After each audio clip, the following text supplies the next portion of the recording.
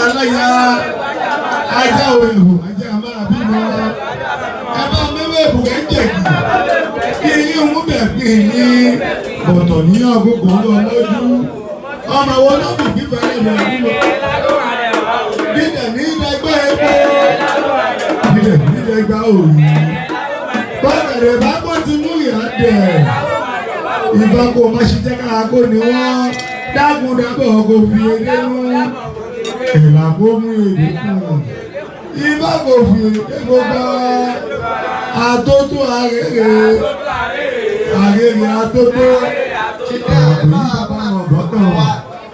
bójú bá rọ̀ ṣẹ̀ṣẹ̀ ẹyẹkẹyẹ wọn kì í pé wo kẹyẹkẹyẹ má ké ẹyẹ àjẹgbòde ẹyẹyẹ ẹgà tí wọn bọ̀ kátà kótó ibà ní kí ẹ dákẹ́ ooo èyí òbí kò tó lọ sílé ẹ̀fọ́ ìwà ní kí wọ́n bá mi kí n wí dolú ọmọ nílé ẹ̀fọ́ èyí òbí kò tó lọ sókè ọ̀rà ìwà ní kí wọ́n bá mi kí òṣàpàlà bù ọmọ lókè ọ̀rà kí ẹ bá mi kí òṣàpàlà bù tán kí ẹ bá mi kí ọlọ́pọ̀dà ọmọ ìgúgú jọ bí ìfàṣẹ kárẹ́lé ọmọ sìkì ni wọ́n jó lọ́dẹ ọmọ wọ̀wọ̀ ni wọ́n jó lùdẹ́kù ojú agbẹ́lù sílẹ̀ ọ̀rẹ́ egun mọ́ àṣàpàbọ̀lẹ̀ egungun jó ọmọ ẹlẹ́bọ̀ra wọ́n ní ká òun máa ti yí wọ́n ní ká òun máa ti ṣe wọ́n ní ojú abọ́lá tán ńlá bẹ́ẹ̀ni ojú abọ́ ojú àlábíyè yìí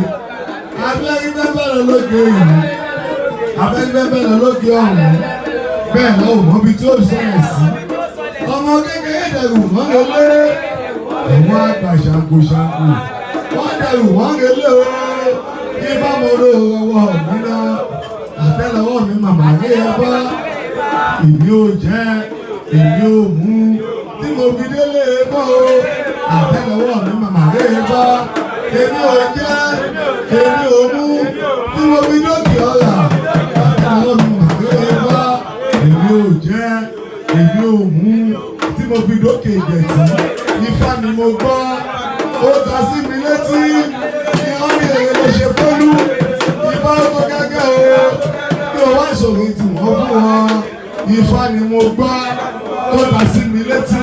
Abere Ifa ṣe dada kó tó wà wúre. Abere Ifa ṣe dada kó tó wà wúre. Orí bá dé ṣe dada kó tó wà wúre. Ọmọ Ògúndélé ṣe dada kó tó wà wúre. Ọmọ ní bá máa wí Abere Ifa. Bá àgbà bá máa wí Abere Ifa. Ẹ máa forí wórí fẹ́rù gbóòkù ní Abere Ifa ṣe dada kó tó wà wúre. Abere Ifa ṣe dada kó tó wà wúre. Abere Ifa ṣe dada kó tó wà wúre. Abere Ifa ṣe dada kó tó wà wúre. Abere Ifa ṣe dada kó tó wà wúre. Bọ́mọdé bá máa wí Abere Ifa, bọ́mọdé bá máa wí Abere Ifa. Ẹ máa forí wórí fẹ́rù gbóòkù ní Abere Ifa ṣe dada kó tó wà wúre. Ìrẹ̀lẹ̀kùn ilé bẹ́ẹ̀ lébélébé ilé bẹ́ẹ̀ làwọn ẹ̀kọ́ ilé bẹ́ẹ̀ o. Àwọn ẹ̀kọ́ ilé bẹ́ẹ̀ o.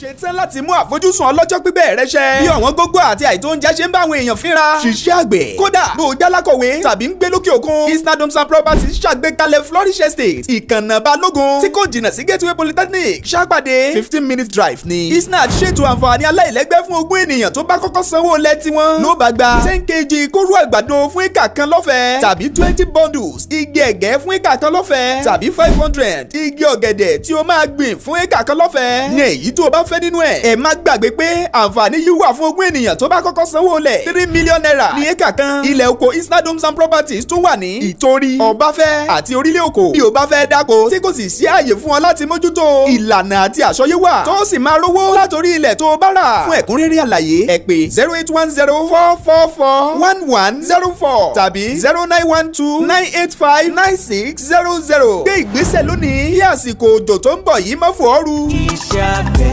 iṣẹ́ ilé wa ẹni òṣìṣẹ́ a máa jalè.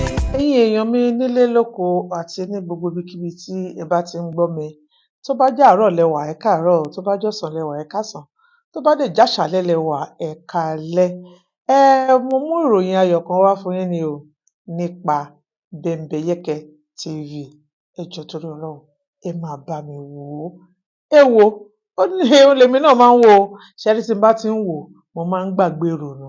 Mo tiẹ̀ máa ń gbàgbé pé bóyá mo jókòó ni tàbí bóyá mo sùn tàbí bóyá mo dúró.